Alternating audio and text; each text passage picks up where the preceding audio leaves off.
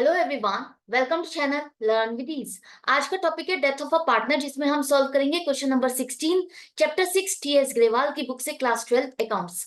Online sessions, online classes के लिए आप मुझे इस नंबर पर व्हाट्सएप कर सकते हो अपना नाम और क्लास।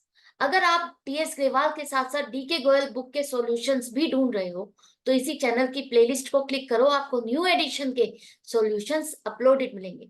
कम्युनिटी सेक्शन में एमसीक्यूज मिलेंगे क्विज की फॉर्मेट में और एमसीक्यूज के सॉल्यूशन शॉर्ट्स में। बहुत कुछ है चैनल पर, विजिट द चैनल। अच्छा लगे तो शेयर और सब्सक्राइब जरूर करना।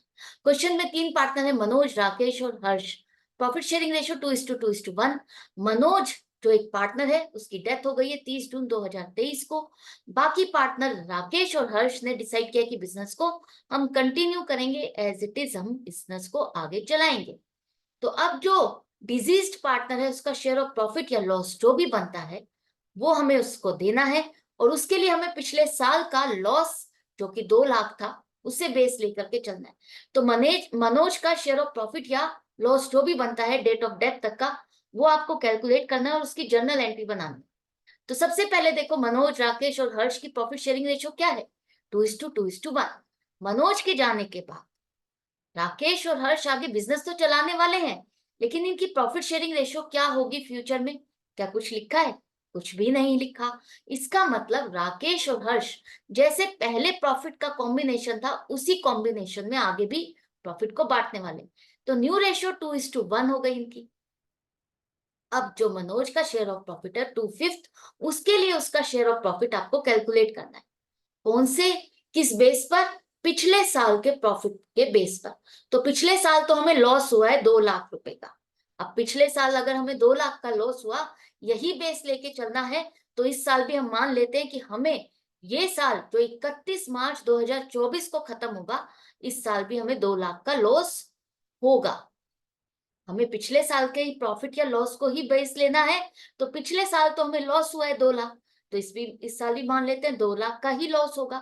और 2 लाख का अगर लॉस होता है तो 1 अप्रैल से 30 जून जब मनोज की डेथ हुई है उस टाइम तक का उसका इंटरवेनिंग पीरियड का जो हमें प्रॉफिट देना है, वो प्रॉफिट कैलकुलेट करने के लिए 3 महीने का आपको, ये जो 2 लाख का लॉस था वो 3 महीने का लॉस कितना होगा? अगर पूरे साल में 2 लाख का लॉस है तो 3 महीने का लॉस बनता है 50,000। तो एस्टिमेटेड लॉस आ गया 50,000 3 महीने का। अब ये तीनों पार्टनर्स का हिस्सा है इसमें, ये मनोज, राकेश और हर्ष तीनों का हिस्सा बनता है इस लॉस में, सिर्फ मनोज का ही नहीं है। तो मनोज का हिस्सा कितना बनेगा? 2/5 पार्ट। मनोज का लॉस में हिस्सा बनेगा 2/5 पार्ट, जो कि 20,000 है। तो मनोज के हिस्से लॉस आ रहा है 20,000। लॉस है तो इसका कैपिटल अकाउंट डेबिट होगा, ये तो हमें पता है कि लॉस है। तो इसको जो हमें पैसा देना है उसमें से इतना पैसा हम माइनस करेंगे कि तुम्हारे हिस्से का ये लॉस है जो कि तुम्हें बियर करना होगा। अब लॉस है तो इसके कैपिटल अकाउंट को तो आपने डेबिट कर दिया, क्रेडिट किसे करें? उसे चेक करने के लिए 2 कंडीशंस हमें चेक करनी है। फर्स्ट, एस्टिमेटेड प्रॉफिट या लॉस है? हाँ, एस्टिमेटेड है, एक्चुअल नहीं। दूसरा, हमारा यहाँ पर चेंज इन पीएसआर हो रहा है या नहीं हो रहा? जो रिमेनिंग पार्टनर्स है उनका चेंज इन पीएसआर नहीं हो रहा, जैसे इनका पहले कॉम्बिनेशन था वही कॉम्बिनेशन। तो इस केस में हम यहां पर किसकी हेल्प लेंगे? Profit and loss suspense account की। तो मनोज का शेयर ऑफ लॉस, लॉस है तो profit and loss suspense account को आप क्रेडिट करोगे। अभी तक हम प्रॉफिट वाले केसेस कर रहे थे, तो प्रॉफिट के केस में हम क्या करते थे? Profit and loss suspense account को डेबिट करते थे कि इतना प्रॉफिट का हिस्सा हम बांट चुके हैं, और जिस पार्टनर को हमें देना होता था उसके कैपिटल अकाउंट को हम क्रेडिट करते थे। लेकिन अब लॉस है तो लॉस के केस में तो हमें उससे पैसा लेना है, मनोज कैपिटल अकाउंट को डेबिट करोगे और ये P and L suspense account आप क्रेडिट करोगे कि इतना हिस्सा लॉस का निकल गया है। अच्छा, अब इसकी ट्रीटमेंट समझो, इसको कहाँ कहाँ शुरू करोगे? अगर आपको कहा जाए कि न्यू फर्म की बैलेंस शीट भी बनानी है, डेथ ऑफ अ पार्टनर के बाद आपको न्यू फर्म की बैलेंस शीट बनानी है रिमेनिंग पार्टनर्स की, तो उस केस में P and L suspense account ये कहाँ दिखाओगे? एसेट साइड पे हम कब दिखाते हैं? जब प्रॉफिट होता है। जब प्रॉफिट होता है, डेबिट बैलेंस होता है, पी एंड एल सस्पेंस, तब हम उसे एसेट साइड पे दिखाते हैं। लेकिन ये तो क्रेडिट बैलेंस है जिसे हम लाइबिलिटीज में दिखाएंगे। और एंड ऑफ द ईयर जब हमारा फाइनेंशियल ईयर कंप्लीट होगा 31 मार्च को, तब हमारा प्रॉफिट या लॉस जो भी होगा वो फाइनल अमाउंट आ जाएगी, जिसे हम डिस्ट्रीब्यूट करेंगे रिमेनिंग पार्टनर्स में।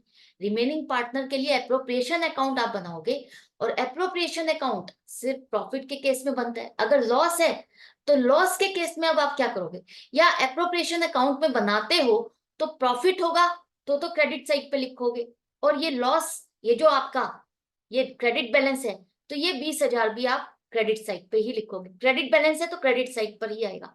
अगर लॉस है तो एप्रोप्रिएशन में अगर आप उसे डेबिट साइड पे लिखते हो तो ये आपका कहाँ आएगा, क्रेडिट साइड पे, कि इतना हिस्सा हम लॉस का बांट चुके हैं, खत्म हो चुका है।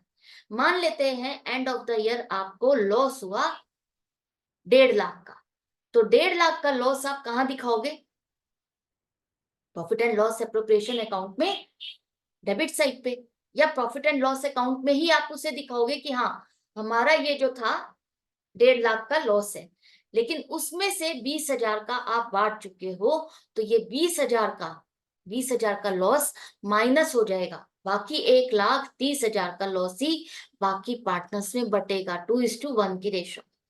तो आई होप आपको समझ में आ गया कि इसका मतलब है कि इतना हिस्सा लॉस का निकल चुका है, बाकी का लॉस जो भी होगा वो पार्टनर्स में डिस्ट्रीब्यूट किया जाएगा। जैसे प्रॉफिट में हमने समझा था, वैसे ही लॉस में बस यहाँ पर ये क्रेडिट होगा, इतना समझ लो। क्लियर है? आई होप आपको अच्छे से समझ में आ गया है। तो इसी तरह से मेरे साथ कनेक्टेड रहना, सीखते रहना, समझते रहना। हम मिलेंगे नेक्स्ट वीडियो में नेक्स्ट क्वेश्चन के साथ, अपनी प्रैक्टिस को कंटिन्यू रखते हुए। Good bye and take care.